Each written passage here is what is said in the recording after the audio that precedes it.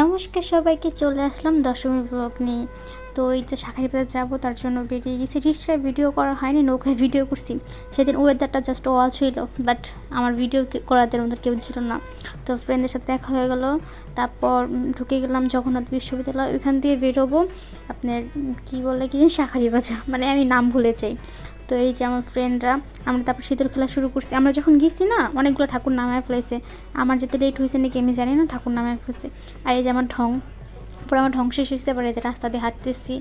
আর সবাই প্লিজ আমার একটু আমার কথাটা বুঝে নেবেন, কারণ জানেন তো আমি ওইভাবে কথা বলতে পারি না। আস্তে আস্তে অভ্যাস বানাইতেছি যে কীভাবে ব্লগ করব, চেষ্টা করতেছি।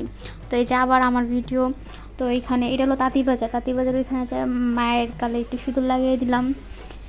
মা প্লিজ আমার সকল মনের ইচ্ছা পূরণ করো, মানে অন্যায় আবদারটা করা দরকার নেই, যেগুলো ভালো ওগুলো করো তাহলেই হবে। তারপর তাঁতিবাজার কয়েকটা ঠাকুর দেখছি।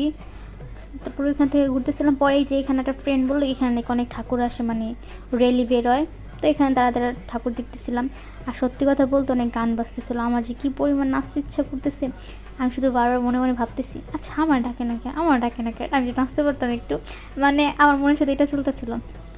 পরে আমার ফ্রেন্ডে বলতেছি, আমি বলছি ঘুরাইতে, আমি যে দাঁড়ায় থাকতে চাই না, এইখানে দাঁড়ালে তো সব ঠাকুর দেখা যাবো, মানে আমার ওটা জ্ঞান দিতেছে। তো আর কি জ্ঞান নিলাম আর ঠাকুর দেখতেছিলাম।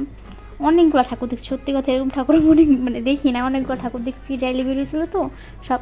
আর আমি তখন বাসায় আসতে পারতেছি না, কারণ র্যালি বেরোয়েছে, রিক্সা চলতেছিল না। আর আমার মনে একটাই, কেন আমার ডাক দেন, আমি নাচবো। তো তারপরে ফ্রেন্ড জলের বোতল কিনে দিল। আমি দিছি জল খেতে, আমি এক ঢোকের বেশি জল খাই না, আমার কত বড়টা বোতল কিনে দিচ্ছে। তো বাসায় যাওয়ার জন্য হাঁটতেছিলাম। আর এখানে একটু ভিডিও করছি, বাট ভিতরে ঢোকা হয় নাই। তো তারপরে এই যে ফ্রেন্ডদের বিদায় দিয়ে আমি বাসায় চলে যাচ্ছি, কারণ ওরা ওইখানেই থাকবে, আমি তো থাকবো না, আমার তো বাসায় যেতে হবে। তো এই রাস্তায় একটু জ্যাম ছিল, আমার একটু লেট হয়ে গেছে বাসায় যেতে। বাসায় যেয়ে পরে আবার ড্রেস চেঞ্জ করে, মানে শাড়িটা চেঞ্জ করে আবার গেছি অন্য শাড়ি পরে। আর এই তো এই যে রিস্কাটি ঢং করতেছি, রিস্কে ভিডিও কল। সত্যি কথা সেদিন আছে না, দিনের বেলা যেভাবে আমাকে সিঁদুর দিয়ে মাখায় দিচ্ছে মাথা, রাত্রের বেলা সেম ওরকম করছে। মনে হয় কি আমার বিয়ে হয়ে গেছে। সবাই বলতেছে তোমার কি বিয়ে হয়েছে, আমি হয়েছে ভাই, আমার বিয়ে হলো কবে আমি জানি না, যেভাবে সিঁদুর দিছো মনে হয় বিয়ে হয়েছে। আমি বলি না, ফ্রেন্ডরা দিয়ে দিছে। তো এই তো বাসা যাচ্ছি। তো তারপর ড্রেস চেঞ্জ করে মন্দিরে আসলাম। আর সেদিন সত্যি কথা এই লাল শাড়িটা পরে আমার এত ভালো লাগছে। আমার বেশি ভিডিও দেখবেন কি লাল শাড়ি পরাই আছে, কারণ সত্যি আমার সেটা অনেক ভালো লাগতেছিলো। আর যারা আমার ছবি দেখে সবাই বলতেছে কি নিপা তোমার লাল শাড়িটাই মানাইছে বেশি, মানে ফ্রেন্ড রিলেটিভ মানে যারাই আছে সবাই বলতেছিলো তোমার পূজার 5 দিনের থেকে তোমার লাল শাড়ি পরে এত সুন্দর লাগতেছিলো। মানে ওরা আমাকে এত প্রশংসা করতেছে, আমি জাস্ট রিসেন্টলি সিরিয়াসলি হ্যাঁ সত্যি। তো তারপর মায়ের বিসর্জন হবে, তো এখানে একটু ভিডিও করতেছিলাম। আর তখন তো আমি মানে ঘুরতেছিলাম, শুধু আমি কী করবো বুঝতেছি না, কারণ সারাদিন শাঁখার বেলা ছিলাম, শরীরটা ভালো লাগতেছিল না। নাচি আর আমাকে সবাই ডাকতেছে, বাট আমি নাচি না, আমি উপরে বারবার চলে যাই, উপর থেকে ভিডিও করি। আর আমি যদি ভিডিওতে সব দিই তাহলে এটা 1 ঘন্টা হয়ে যাবে, মুভি হয়ে যাবো, তার জন্য দেই না।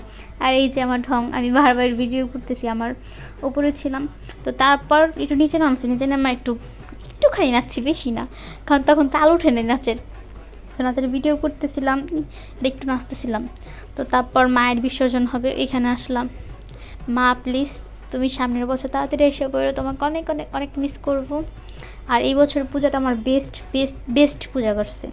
সত্যি কথা এরকম পূজা আমি এত মজা করি না কখনো, এবার অনেক ভালো করছে।